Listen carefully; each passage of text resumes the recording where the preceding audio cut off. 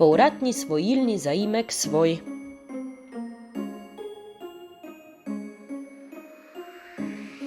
Povratni svojilni zaimek svoj uporabljamo, kadar se svojina nanaša na osebek stavka.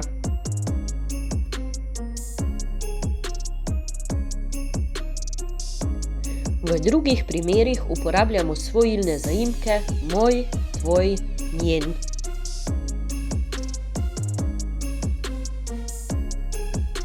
Primer: berem knjigo, knjiga je moja.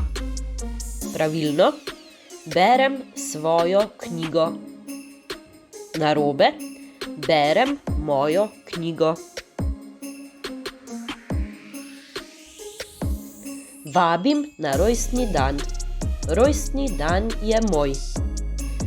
Pravilno: vabim na svoj rojstni dan.